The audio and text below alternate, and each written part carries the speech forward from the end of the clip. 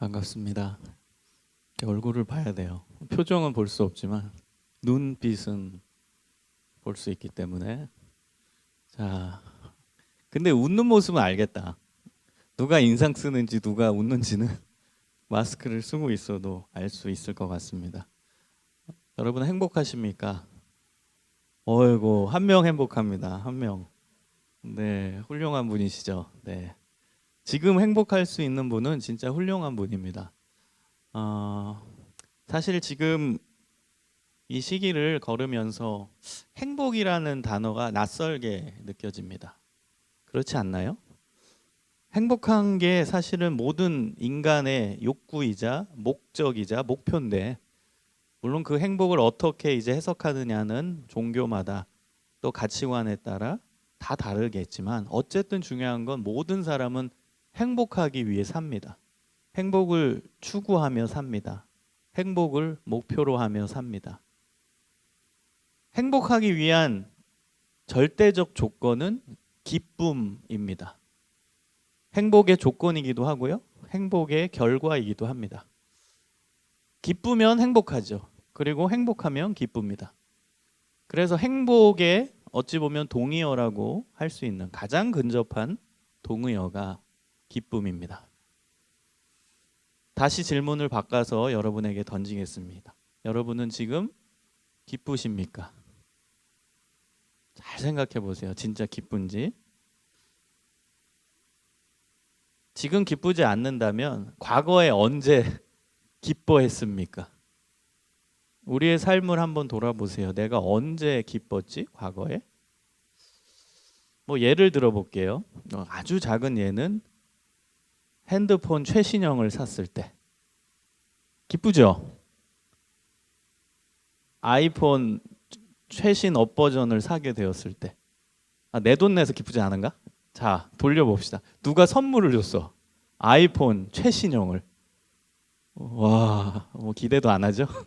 상상할 수도 없죠.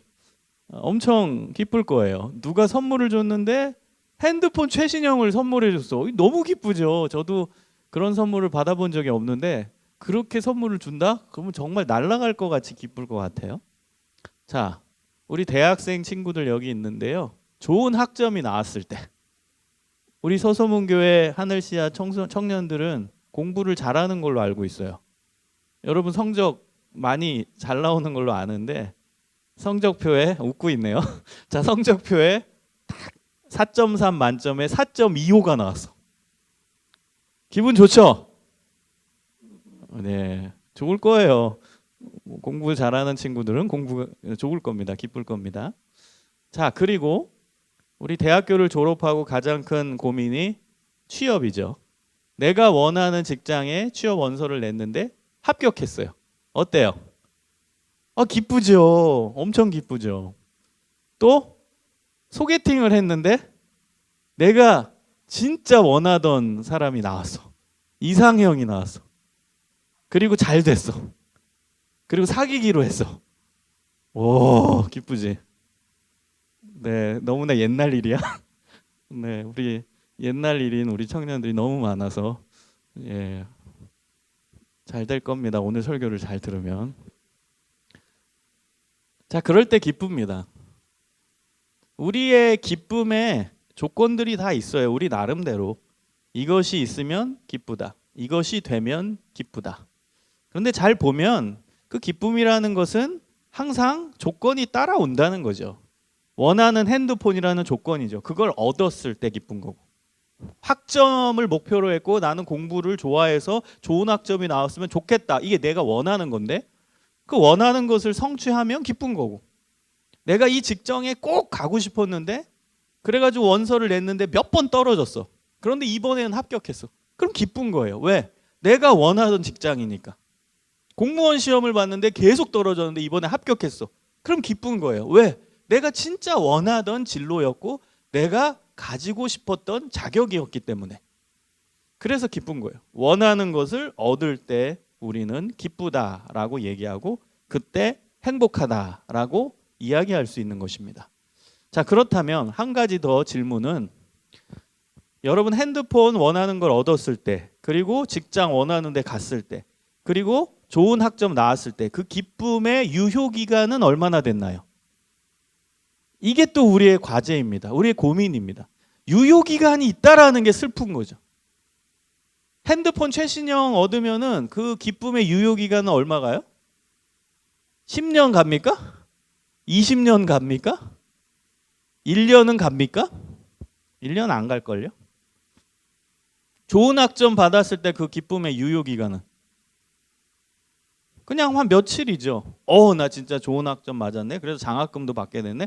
뭐 한 일주일 기쁘다. 그 다음은 별 느낌도 안 올 거예요. 좋은 직장에, 원하던 직장에 취업했어요. 그 기쁨은 출근하는 첫날까지죠. 그 다음 날부터는 일 때문에 힘들어가지고 내가 이런데 이 일하려고 왔나? 아이고 왜 이렇게 일이 많아? 나 이제 일할 수 있을까? 고민이 들기 시작합니다. 기쁨의 유효기간이 있습니다. 제가 제 인생 가운데 제일 기뻤을 때 한 2번 정도 있습니다.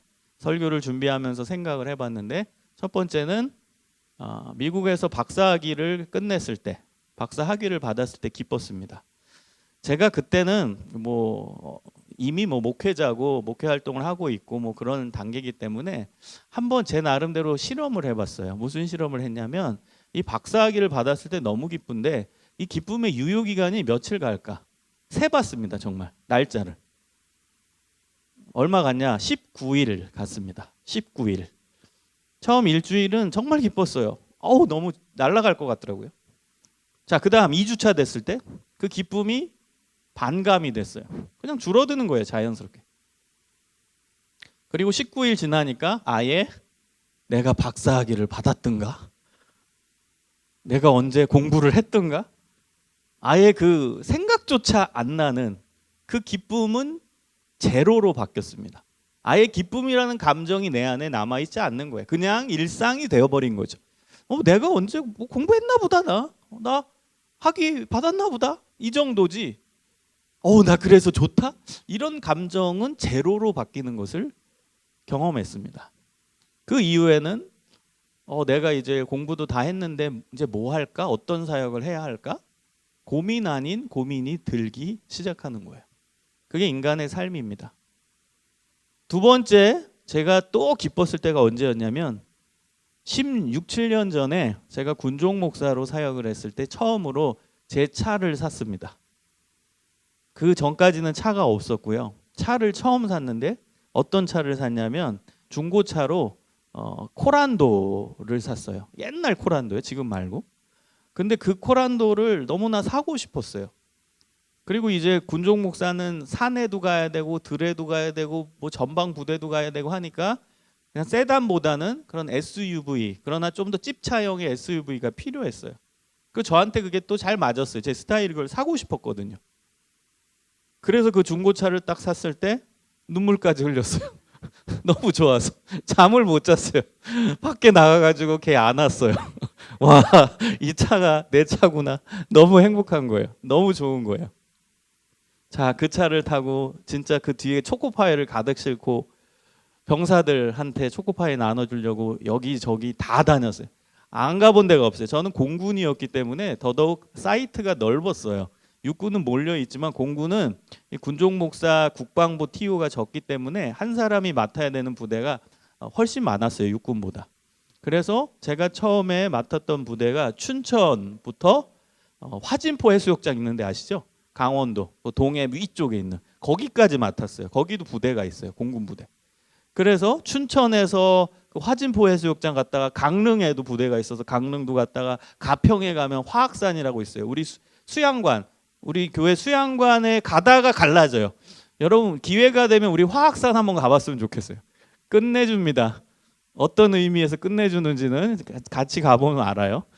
우리 수양관 가다가 거기 한 30분, 가평 시내에서 한 30분 가잖아요. 그리고 왼쪽으로 가면은 이제 우리 수양관 쪽으로 꺾어서 한 15분 가면 수양관 나오고요. 오른쪽으로 꺾으면 화학리로 들어가서 화학산으로 가요. 화학산 그 부대는 동양에서 제일 높은 곳에 위치한 부대입니다. 굉장한 부대예요. 1년 내내 구름밖에 안 보여요. 굉장히 힘든 곳인데 제가 제 그 코란도 차를 타고 그 위험한 데도 한번 가보고 올라가고 막 제가 맡았던 부대였거든요. 원래 거기는 군용 찝차만 올라갈 수 있어요. 위험해서. 근데 제가 제 자차를 갖고 막 올라간다고 막 가고 막 그만큼 그 차를 타고 어디든 누볐습니다.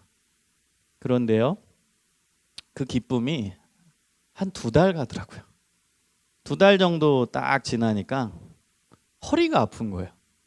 직각형 좌석이거든요. 찝차형이라서 이 운전석이 직각이에요. 너무 힘들어요. 허리가 아파요. 오래 운전하다 보면. 그래서 이거 왜 이렇게 이 차는 허리가 아프냐. 이제 불평이 나오기 시작합니다. 그리고 SUV 집차형이라 소리가 심한 거예요. 소음이. 그래서 왜 이렇게 시끄럽냐 이 차는. 그 음악을 막 크게 틀어놔도 시끄러운 거예요. 불평이 나오는 거죠. 그 다음부터는 이제 신호등에 딱 대기하면 오른쪽 왼쪽 멋진 세단이 눈에 들어오는 거예요. 저거 살 걸. 왜 이거 샀지? 여러분, 이것이 우리의 인생입니다. 기쁨의 유효기간이 있다는 거예요. 왜 그럴까요? 우리가 생각하는 그 기쁨, 우리가 생각하는 그 행복은 감정으로 이루어진 기쁨이고 행복이기 때문입니다. 사실 기쁨은 감정이에요. 감정이라는 게 뭐예요? 자연스럽게 만들어지는 게 감정입니다. 자연스럽게 내 안에 들어오는 게 감정이에요. 여러분이 누군가에게 칭찬을 받았어. 그럼 자연스럽게 들어오는 감정으로 기쁜 거예요. 그런데 누가 나한테 막 욕을 했어. 그럼 자연스럽게 화가 나오는 거예요. 감정이라는 것은 외부 자극에 의해서 만들어지지만 내 안에서 분석을 해보면 내 안에서 자연스럽게 자동으로 반응으로 일어나는 거예요. 그래서 여러분, 기쁨은 절대로 강요될 수는 없어요. 슬퍼하고 있는 사람한테 기뻐해라, 기뻐해라. 여러분 기뻐할 수 있어요? 저 어제도 어디 장례식에 다녀왔는데 장례식장에 있는 사람들 슬퍼하는데 자, 기뻐하십시오, 기뻐하십시오. 그럼 돌 맞죠? 어떻게 기뻐해요? 지금 슬픈데. 슬퍼하는 사람한테 기뻐하세요. 어떻게 말해요? 못해요. 왜? 기쁨은 감정이니까. 기쁨은 자연스럽게 내 안에서 만들어지는 거예요. 그래야 기쁘다 하지. 기뻐해야지, 기뻐해야지. 나 지금 슬픈데 기뻐해야지. 안 됩니다. 지금 짜증나서 열받은 사람한테 기뻐하십시오 하면 기쁨이 바로 돼요? 완성돼요? 만들어져요? 지금 속에선 부글부글 끓고서 열받아서 화가 머리끝까지 올라가는 사람한테 기뻐하십시오. 그러면 그래, 나 이제 기뻐할 수 있다. 기쁨이 만들어져요? 안 돼요. 그래서 우리의 기쁨에는 유효기간이 있는 거예요. 감정으로 만들어진 기쁨이니까. 감정으로 만들어진 행복이니까 유효기간이 있을 수밖에 없다는 거예요. 여러분, 성경에서 기쁨을 제일 많이 이야기한 사람은 누구냐? 예수님 빼고 누구냐 하면 바로 바울입니다. 오늘 본문을 쓴 사람 바울. 바울이 기쁨이라는 단어를 성경에서 제일 많이 언급을 했습니다. 그런데 여러분, 바울이라는 사람의 인생을 조망해 보면 절대로 감정으로 만들어진 기쁨으로 항상 살아갈 수 없었던 사람입니다. 왜냐하면 그의 삶에서는 기쁨의 조건이 없었기 때문이에요. 기뻐할 수 있을 만한 좋은 것이 그의 인생에 없었기 때문입니다. 그는 예수님을 믿고선 예수님을 위해서 헌신하기로 결정하고 다짐하고 그러한 삶으로 살아갔습니다. 그런데 그 당시에는 하필 예수님을 믿는 것이 불법이었어요. 예수님을 전하는 것이 불법인 사회였어요. 로마가 크리스찬들을 박해하던 시대였어요. 유대교에서도 예수님 믿는 사람들을 유대교 이단이라고 정죄하면서 박해했어요. 그런 시대 속에서 예수님을 증거했기 때문에 바울은 고난을 받을 수밖에 없었습니다. 고난을 받고 기쁘다라고 얘기할 수 있는 사람은 없을 겁니다. 여러분, 만약에 감정으로 만들어진 기쁨이라면 고난을 받는 사람이 나 기뻐한다 말한다면 그 사람은 진짜 직설적인 표현으로 미친놈입니다. 맞죠? 감정으로 이루어진 기쁨으로 그걸 해석하는 사람이 난 맞고 있어. 난 때려가지고 맞고 있는데 기쁘다. 이거 미친 사람이죠. 그건 말이 안 되는 겁니다. 근데 사도 바울은 미친 사람이 아니에요. 근데 그의 삶은 고난이었어요. 근데 그는 기쁨을 제일 많이 얘기했어요. 아이러니죠. 그렇다면 결론은 뭡니까? 그가 말하고 있는 기쁨은 감정으로 이루어진 기쁨이 아니라는 결론이 나오는 거죠. 제일 많이 기쁨이라는 단어를 얘기한 사도 바울의 삶을 요약해 놓은 구절이 고린도후서 11장 23절에서 27절입니다. 고린도후서 11장 23절에서 27절을 제가 읽어볼게요. 본인이 자기의 삶을 이야기한 거예요.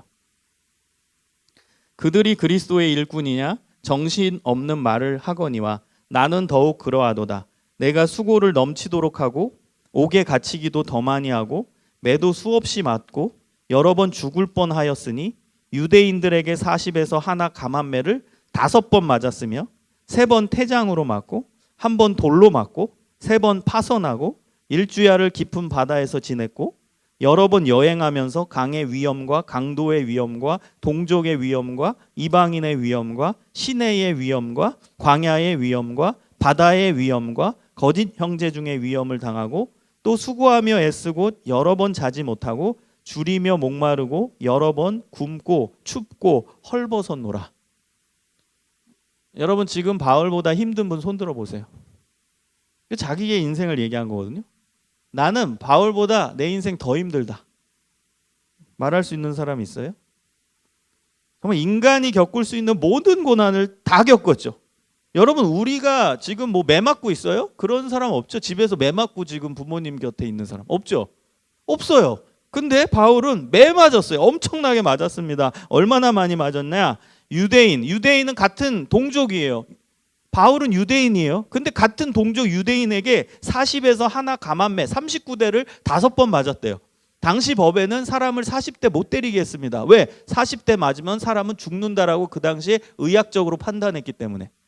그럼 39대 맞았다라는 건 죽도록 맞았다 해요. 예수님 전한다고 잡혀서 죽도록 5번 맞았어요. 그뿐만이 아닙니다. 돌에도 맞았어요. 그 다음에 배를 타고 가다가 배가 파선도 됐어요. 일주일야를 바다에서 지내기도 했어요. 그 다음에 강의 위험도 있었고 강도도 만났고요. 그 다음에 이방인, 여기서 이방인은 주로 이제 로마 사람들입니다. 로마 사람들은 예수님 전한다고 날 박해하고, 그 다음에 유대인 동족들은 나를 유대교 이단이라고 핍박하고 괴롭혔고, 그 다음 광야, 사막과 같은 곳에 있어서 목말라서 죽을 뻔도 했고, 바다 건너다가 또 죽을 뻔하고, 그 다음 나를 미워하는 거짓 형제 때문에 위협을 당하고, 수고하고 애쓰고 잠도 못 자고 배고팠고 목도 많이 말랐고 여러 번 굶고 춥고 헐벗었다. 여러분 바울의 인생은 한마디로 말하면 고난입니다. 우리 평범한 사람이 겪지 않는 고난이었어요. 근데 아이러니하게 이 사람은 기쁨을 제일 많이 얘기했다는 사실, 이것이 우리를 당황스럽게 합니다. 우리를 힘들게 합니다.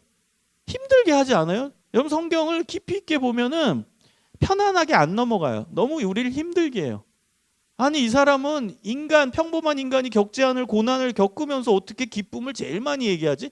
행복을 제일 많이 얘기하지? 말이 안 되는 거죠. 기쁨의 클라이막스는 빌립보서입니다. 빌립보서에 제일 많이 나오는 게 또 기쁨이에요. 그래서 빌립보서를 기쁨의 서신이라고, 기쁨의 편지라고 표현합니다. 근데 빌립보서는 어디서 쓴 거예요? 로마가 만든 감옥에서 쓴 편지예요. 이게 더 황당하게 하는 거예요. 우리를 더 힘들게 하는 거예요. 아니 어떻게 감옥에서 기뻐하라고 얘기하지? 빌립보서 4장 4절에 보면 주 안에서 항상 기뻐하라. 내가 다시 말하노니 기뻐하라. 기뻐하라. 기뻐하라. 로마가 만든 감옥은 제가 일전에도 몇 번 설명을 드렸죠. 거긴 인간이 살 데가 못 됩니다. 거기는요 너무너무 인권이 없고 밥도 제대로 안 주고 그다음 매일 밤 채찍을 때리고, 그래서 거기에는 온갖 전염병, 바이러스가 우글우글했어요. 지금도 우리 바이러스 때문에 힘들어하는데 그 로마 감옥은 바이러스의 온상지였어요. 여러분 배너 영화 아시죠? 배너. 그 배너 영화에 보면은 배너의 엄마와 배너의 누나가 로마가 만든 감옥에 갇히잖아요. 결국 무슨 병 걸렸죠? 예, 문둥병, 한센시병. 지금의 용어로는 한센시병이야. 나병이라고 그러죠. 그 병에 다 걸린 거예요. 엄마도 걸리고 누나도 걸리고. 바이러스의 온상지가 로마가 만든 감옥이었어요. 그래서 그 감옥은 뭐 이틀 있던 열흘 있던 뭐 1년 있던 3년 있던 그게 중요하지 않아요. 바이러스 때문에 나병에 걸리기가 너무나 쉬웠고 그 병 때문에 죽어 나오는 상황이 너무나 많이 발생했어요. 그러니까 징역 6개월, 뭐 3개월, 10년형 이게 의미가 없었어요. 들어가면 얼마 있다 죽어서 나오기 십상이기 때문이에요. 그곳이 바로 로마가 만든 감옥입니다. 여러분, 로마는 역사상 진짜 무지막지하게 나쁜 놈들이에요. 여러분, 로마 관련된 그런 고고학 유물이나 이런 것을 구글이나 이런 데 보세요. 또 성경과 많이 관련되니까. 얼마나 비인간적이었는지 몰라요. 사람을 짐승 취급했어요. 죄수들을. 그리고 예수님 맞았던 채찍만 봐도 그냥 혁대 같은 채찍이 아니었다니까요. 그 가죽에 39개에서 40개 가닥으로 다 갈라서 거기에 그 막 날카롭게 만든 쇠돌, 그 다음에 동물의 뼈를 붙여놓은 거예요. 가닥가닥마다 40개 가닥에. 그럼 그거 한 대 맞으면 그냥 살점이 떨어져 나오는 거다. 그런 채찍으로 예수님 맞으신 거예요. 그냥 혁대 같은 그런 채찍을 맞은 게 아니라. 살인무기죠. 그러니까 죄수들을 엄청나게 괴롭혔던 나라, 역사상 가장 비인간적으로 죄수들을 대우했던 나라가 로마입니다. 그러니 여러분, 로마가 만든 감옥은 상상 그 이상인 거예요. 엄청나게 괴로운 공간, 지옥과 같은 공간이었던 거예요. 근데 거기서 바울이 있었어요. 근데 뭐라고 얘기해요? 기뻐하라. 내가 다시 말하노니 기뻐하라. 주 안에서 항상 기뻐하라. 이렇게 얘기했다는 거죠. 참 대단한 거 아닙니까? 어떻게 채찍 맞으면서 피가 나는 상황에서 기뻐하다, 기뻐하라 얘기할 수 있을까? 밥 못 먹고 쫄쫄 굶는 상태에서 기뻐하라 어떻게 말할 수 있을까? 내가 내일 죽을지 모레 죽을지 모르는 상황에서 어떻게 기뻐하라라고 말할 수 있을까? 여러분, 바울은 본인이 기쁜 거예요. 물론 그 기쁨은 감정으로 나오는 기쁨은 아니에요. 우리가 분석했듯이 그의 기쁨은 인간이 느끼는 그 기쁨이 아니었던 거예요. 인간이 알 수 없는 엄청난 파워의 기쁨이었어요. 그것은 바울만 갖고 있는 기쁨은 아닐 거예요. 왜? 바울도 하나님의 자녀고 우리도 하나님의 자녀이니까. 그렇다면 우리도 바울이 가졌던 그 기쁨을 동일하게 가질 수 있다는 결론이 나옵니다. 여러분, 하나님은 공평한 분인데 바울만 사랑해서 감옥에서조차 그 기쁨을 주셨을까요? 우리도 주시지 않겠어요? 여러분, 하나님은 공평한 분이에요. 하나님은 하나님의 자녀들을 똑같이 사랑하십니다. 그렇다면 우리도 하나님을 믿는 자녀라면 바울과 같은 기쁨이 우리 안에 있어야 될 거 아닙니까? 바울과 같은 기쁨이 우리 안에 있어야 될 거 아닙니까? 바울만 택함 받은 게 아닌데 우리도 하나님이 택하셨는데 우리도 그 기쁨 가지고 살아야죠. 정도의 차이는 있을지 모르지만 지금 우리의 삶 가운데도 감정으로 만들어진 기쁨을 얘기하기 참 힘든 시대입니다. 바울과 감히 비교할 수는 없지만 우리도 지금 코로나라는 바이러스 때문에 기쁨을 잃고 살아가죠. 힘들어요. 감옥과 같은 삶이에요. 우리는 그 로마 감옥은 경험해 보지 못했지만 그래도 우리는 이 시기 속에서 우리 스스로 좀 답답하고 감옥과 같은 느낌을 갖고 살잖아요. 온통 괴로운 소식, 뉴스만 보면 온통 우울한 소식. 너무나 힘든 이 세상 속에서도 바울이 가졌던 그 기쁨, 바울이 가졌던 그 행복을 우리도 가져야 된다는 거예요. 하나님의 자녀라면. 오늘 본문 말씀에서 바울이 자신이 어떻게 기뻐할 수 있는지 그 노하우를 알려주고 있습니다. 여러분, 바울의 가르침을 잘 분석을 해보면 바울은 세 가지 언급하는 걸 굉장히 좋아하던 사람이에요. 세 가지. 삼부법이라고 말할 수도 있는데 저는 뭐 이렇게 학적으로 뭐 삼부법이다라고 딱 끊어서 말하고 싶진 않아요. 어쨌든 바울은 자신의 가르침 안에서 세 가지를 언급하는 걸 굉장히 좋아합니다. 사실 이것은 우리의 모습도 비슷한 거죠. 우리도 세 가지를 얘기해야 평안이 찾아오죠. 설교를 하는데 제가 첫째, 그럼 여러분이 둘째 나오겠구나. 둘째, 그러면 셋째 나오겠구나. 근데 셋째 안 하고 둘째까지 딱 맞추면 반 정도는 아싸 오늘 설교 짧았다. 그리고 반 정도는 뭔가 아쉽죠. 뭔가 찜찜하고 뭔가 하나를 더 했어야 좀 균형이 잡히는데. 자, 만약에 제가 설교를 하는데 첫째, 둘째, 셋째, 넷째, 다섯째, 그럼 반칙이죠. 그렇지? 그 넘어가면 이제 너무 불편한 거예요. 이거 너무 많은데.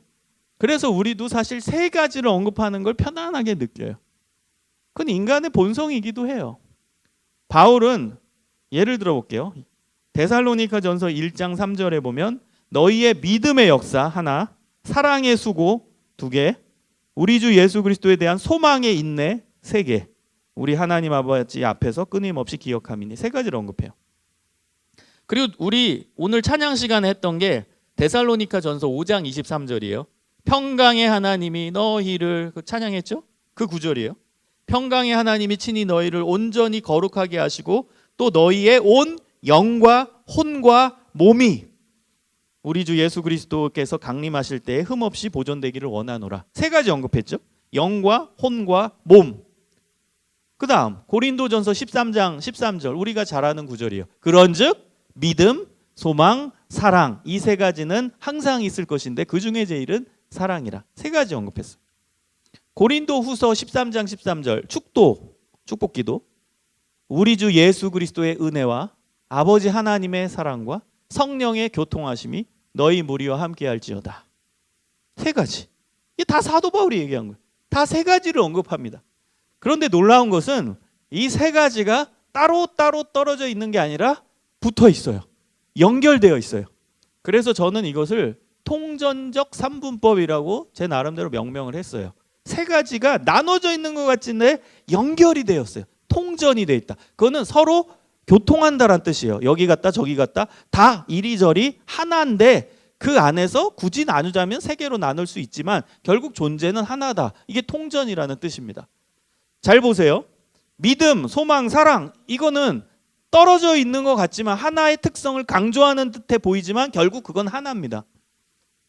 여러분 사랑하는 사람은 믿음이 있고 믿음 있는 사람은 소망이 있죠. 이 세 가지는요 같이 있어요. 내가 옆 사람을 사랑한다 했을 때는 거긴 믿음과 소망이 다 들어가 있는 거예요. 상대방을 신뢰하니까 사랑하는 거죠. 그리고 사랑하니까 같이 기대하게 되죠. 미래에 대해. 그게 소망이죠. 연결되어 있는 거예요. 이건 연결, 통합이 되어 있는 삼분법인 거예요. 그 다음 우리의 존재가 영, 혼, 몸으로 나눠진다라고 하지만 우리의 몸을 쪼갤 수 있어요? 영 따로, 혼 따로, 몸 따로 나눌 수 없어요. 우리 존재 안에 다 같이 통합으로 있는 거지.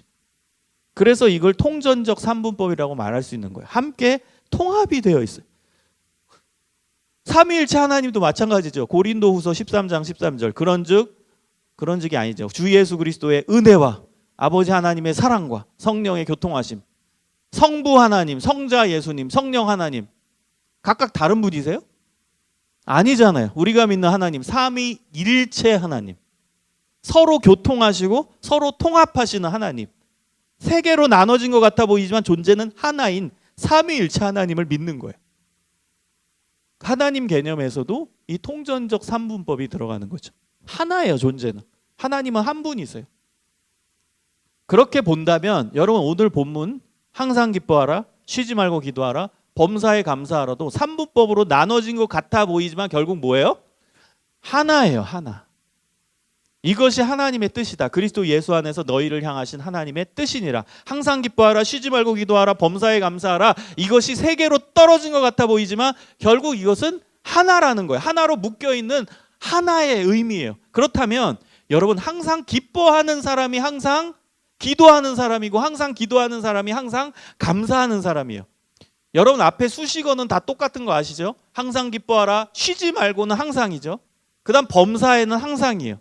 그럼 간단한 구절이 나오는 거예요. 항상 기뻐하라, 항상 기도하라, 항상 감사하라. 이것은 그리스도 예수 안에서 너희를 향하신 하나님의 뜻이니라. 그리고 이것은 떨어져 있는 게 아니라 하나로 연결되어 있다. 그래서 여러분 항상 기뻐하는 비결, 감정으로 이루어진 기쁨이 아니라 하나님이 주시는 그 놀라운 기쁨을 유지하고 살아가는 비결은 항상 기도하고 항상 감사하는 거예요. 그럼 항상 기뻐할 수 있어요. 이 세 가지가 연결되기 때문에. 그럼 여러분 항상 기도하라부터 살펴볼까요? 기도. 문제는 뭐예요? 우린 기도는 하지만 밥 먹을 때 기도하고 그 다음에 뭐 항상은 아니죠. 어떻게 항상 기도해요? 잠도 자야 되고 유튜브도 봐야 되고 일도 해야 되고 친구도 만나야 되고 항상 기도하기가 어려워요. 그래서 제 나름대로 묵상하면서 결론을 낸 것은 뭐냐면 항상 기도하라라는 의미는 기도하는 자세로 기도하는 마음으로 살아가라는 거예요. 그리고 시시때때로 하나님을 찾으며 기도하라는 거예요. 그런데 중요한 게 뭔지 아세요? 이 기도인 거예요. 기도. 여러분 기도하는 자세로 기도하는 마음으로 살아가고 시시때때로 기도하라 했을 때 그럼 그 기도가 뭐냐는 게 중요한 거 아닌가요? 기도. 여러분 어느 기도를 하십니까? 무슨 기도를 하십니까?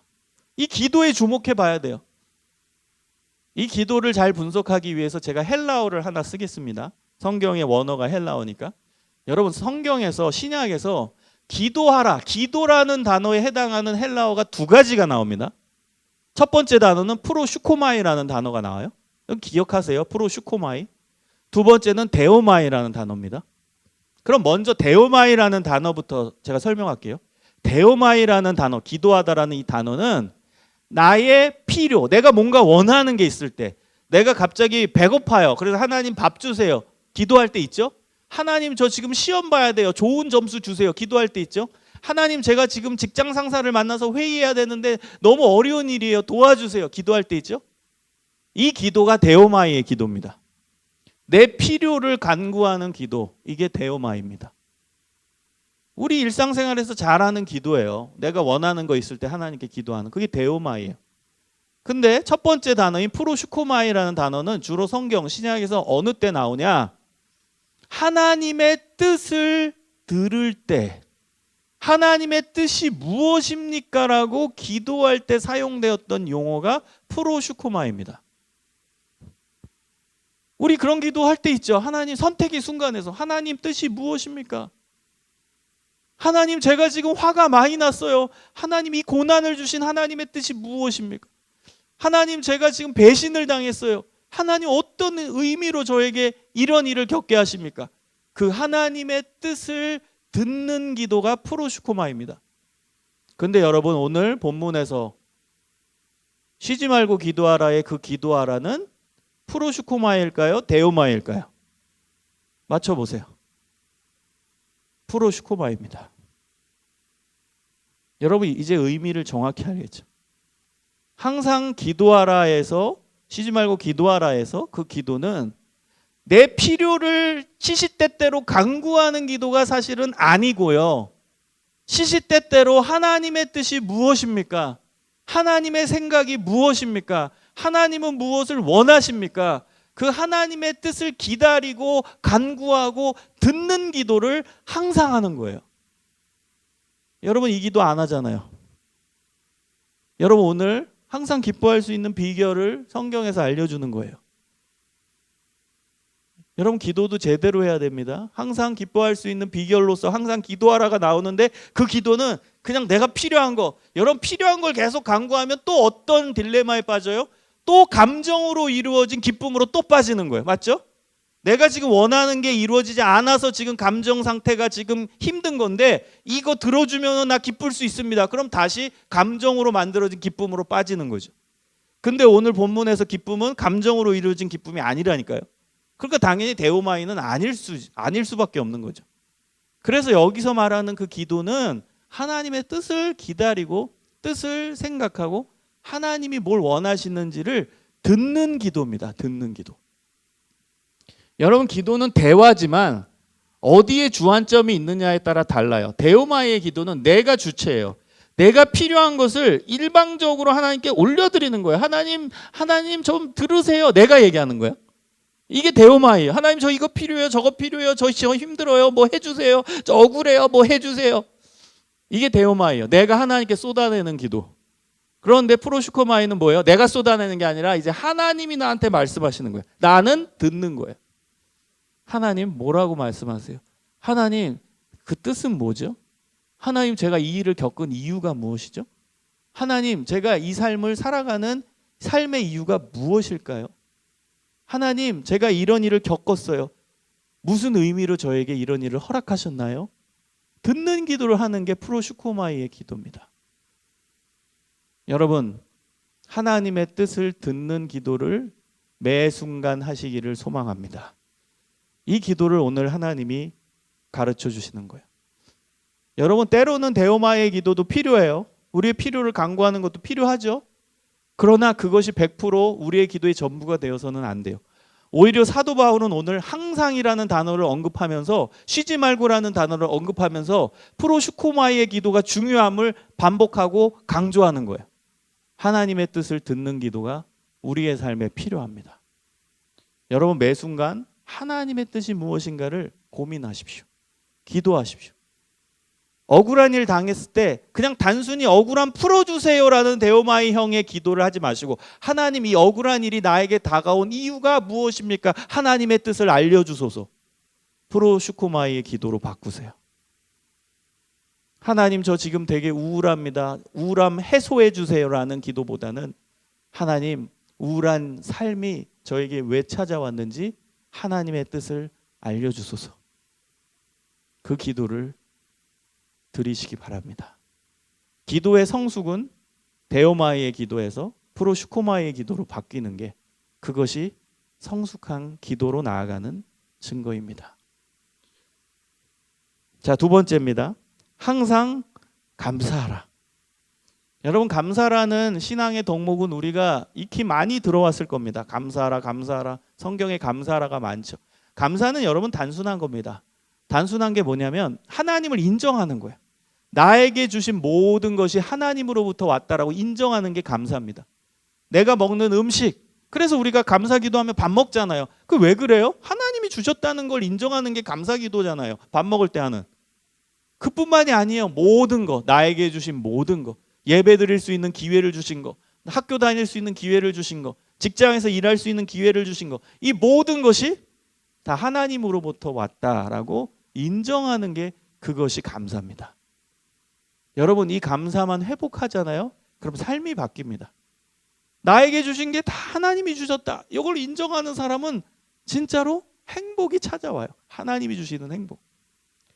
그 다음 또 가장 우리가 우선적으로 인정해야 되는 건 무엇이죠? 나에게 주신 구원, 나에게 주신 생명, 나에게 주신 영생, 이것에 우리는 감사하는 거예요. 여러분 우리에게 주신 모든 것이 다 감사 제목이긴 하지요. 나에게 옷을 주신 거 하나님이 주셨어, 인정할 수 있어요. 밥 주신 거 인정할 수 있어요. 그런데 그것은 다 돈으로 환산할 수 있죠. 맞죠? 오늘 내가 10,000원짜리 밥을 먹었어. 그럼 하나님 10,000원짜리 밥을 주셔서 계산할 수 있어요.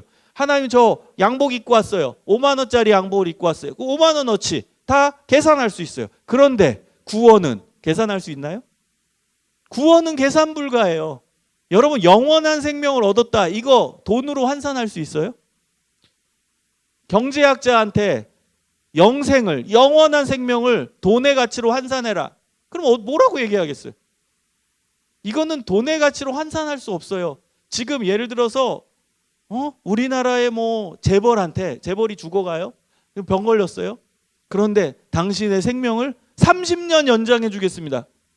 그럼 자기 재산 다 내놓을걸요? 몇 조 원을 내어놓을걸요? 지금 죽어가는 재벌한테 당신 30년 인생 더 살게 해줄게요. 그럼 그 사람 자기 재산 몇 조 원 전액 다 헌납할 거야. 다 줄 거야. 생명이 더 중요하니까. 그런데 30년이 아니라 영원한 생명이라면 그거는 어떻게 가치로 환산할 수가 없죠. 돈의 가치로. 여러분 근데 하나님이 우리에게 영생을 주셨습니다. 믿으십니까? 여러분 영생을 주셨어요. 돈의 가치로 환산할 수 없는. 쉽게 생각하세요. 재벌 지금 방금 예화를 쉽게 생각해 보세요. 죽어가는 재벌한테 생명 살려주겠다 30년만. 그러면 그 돈 얼마 내겠냐고 그 사람이. 근데 30년이 아니라 영원한 생명 주겠다 하면 그 돈을 얼마나, 이거는 돈의 가치로 낼 수가 없는 정도의 정말 어마어마한 선물이죠. 그런데 놀라운 건 지난주 설교와 연속해서 말씀드리면 그 선물은 몇 조 원이에요? 공짜예요. 공짜인 거예요. 여러분 이것이 하나님의 은혜라니까요. 이것이 하나님이 우리에게 주시는 선물이라니까요. 근데 어찌 감사 안 할 수 있죠?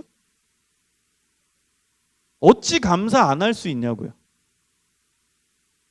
여러분 우리는 영생에 대한 믿음이 없거나 아니면 영생이 너무 추상적이 돼버린 거예요. 아직 우린 젊기에, 무슨 가사 같네. 아직 우린 젊기에, 네 옛날 노래예요. 자, 아직 우리는 젊기에 아직 영생이 추상적인 거예요. 우리의 삶에 와닿지 않는 거예요. 그러니까 그 영생을 진짜 몇백조, 몇천조라고 환산할 수도 없을 만큼 더 강력하고 더 귀하고 더 비싼 건데도 우린 그걸 공짜로 받았거든. 근데 아직 젊기에 그 감이 아직 안 오는 거예요. 죽을 때가 안 됐다고 느끼니까. 혹은 영생이라는 믿음이 없으니까. 영생을 받았다라는 믿음이 없으니까. 그러니까 감사가 안 나오는 거죠. 여러분, 하나님께서 나에게 주신 영생이라는 선물이 이렇게 우리의 믿음 생활에서 중요한 거예요. 이것이 얼마나 가치 있고 얼마나 귀하고 얼마나 놀라운 선물인지를 여러분이 깨닫는다면 여러분 인생에 어려운 일 못 이겨내겠어요? 이겨낼 수 있어요. 여러분 인생의 고난이 얼마나 지속될까요? 길어봤자 뭐 20년, 30년, 40년, 50년 다 한계가 있어요. 몸이 아픈 사람도 사실은 한계가 다 있어요. 죽을 병 걸린 사람도 그 고난, 그 병상에서의 그 고난 다 한계가 있어. 다 끝날 때가 있습니다. 죽음으로 끝나죠. 그래도 우리의 믿음의 시선에서는 그 죽음이 죽음으로 끝이 아닌 걸 알기에, 아닌가요? 그 죽음이 끝이에요? 아니잖아요. 그 다음에 또 다른 생명으로 연결되잖아요. 영생의 삶으로. 그러니까 우리의 고난, 죽음 이후의 영생이라는 시간, 무한대의 시간으로 펼쳐진다면 지금 우리의 인생 가운데 겪는 고난의 한계는 그건 별거 아닌 거예요. 고난의 시간은 별거 아닌 거예요. 길어봤자 30년, 40년이에요.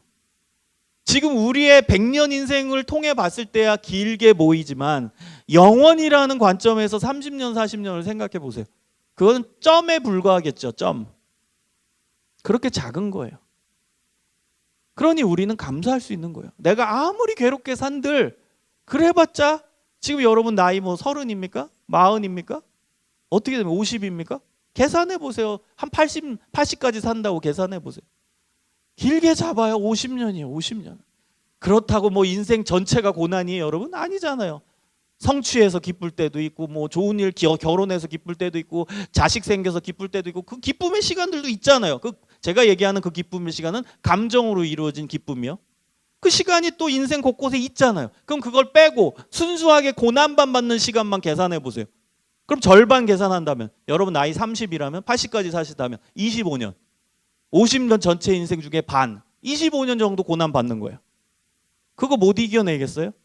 영생이라는 시간 속에 여러분 살아가는데 영생에서 행복을 누리며 하나님과 동행할 그걸 기대하는 사람이 최대 잡은 거예요. 고난의 시간을.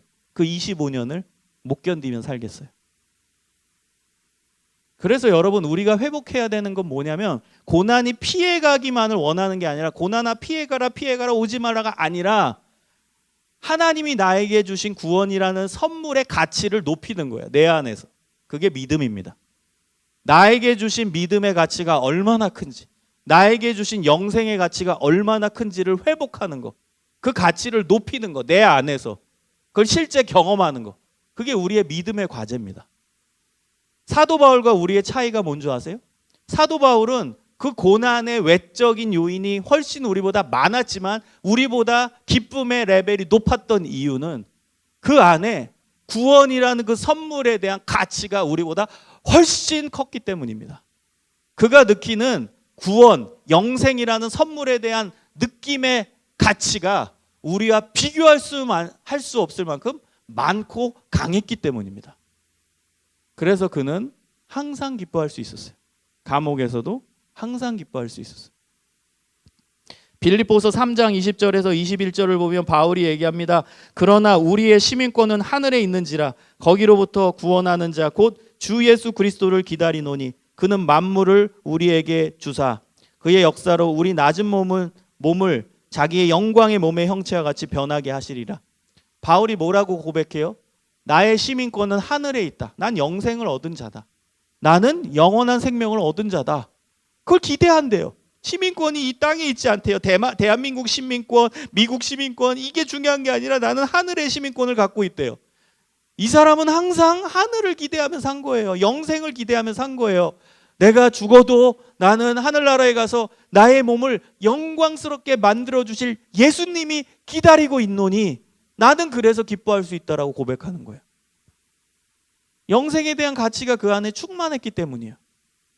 빌립보서 3장 14절에 보면 표대를 향하여 그리스도 예수 안에서 하나님이 위에서 부르신 부름의 상을 위하여 달려가노라. 표대를 향해서, 표대가 하늘인 거예요. 영생인 거예요.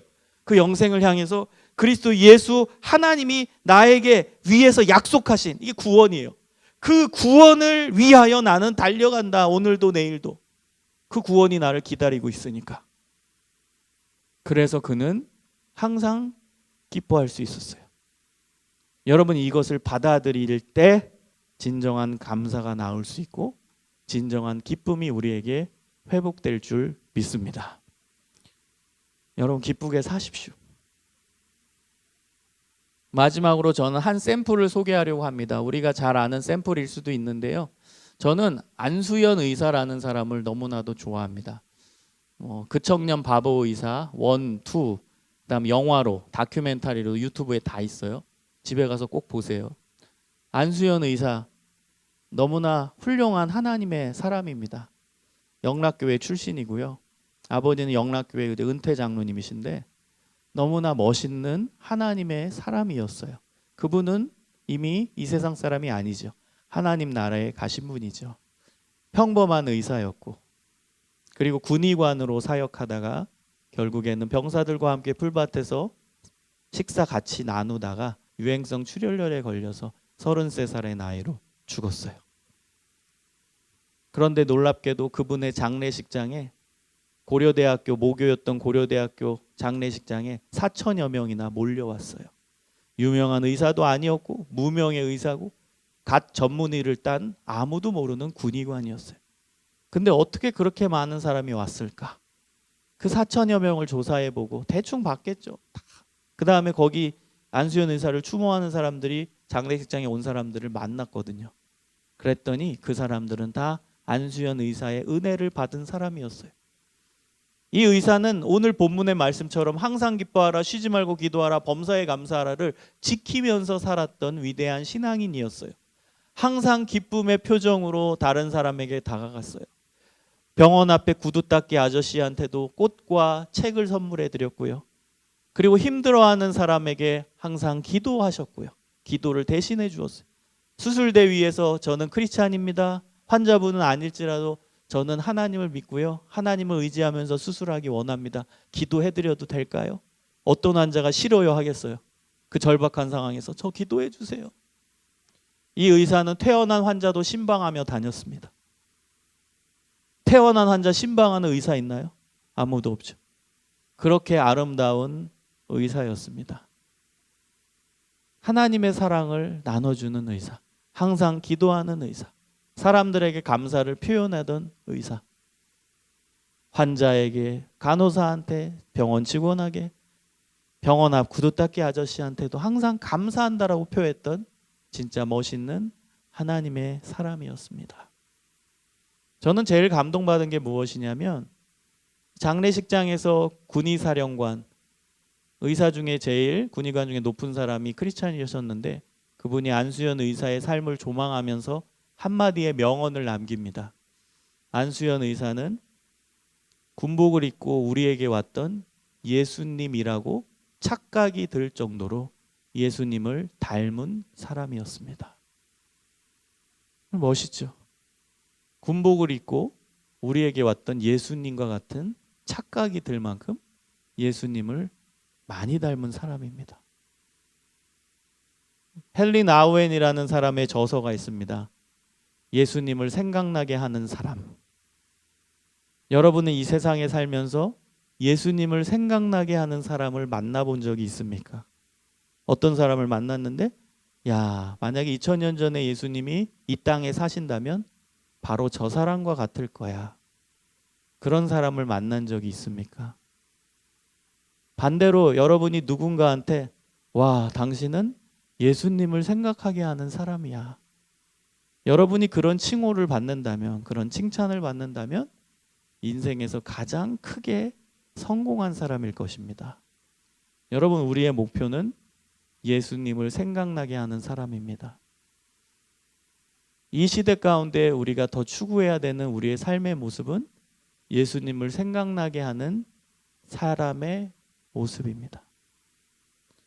여러분 항상 기뻐하고 쉬지 말고 기도하고 범사에 감사하며 살아갈 때 우리 주변의 사람들이 여러분의 모습을 보고 예수님 살아계시구나. 당신은 예수님을 생각나게 하는 사람입니다. 라고 고백할 것입니다. 이러한 삶의 목표를 가지고 매일매일 승리하며 살아가시기를 주님의 이름으로 축원합니다. 기도하겠습니다.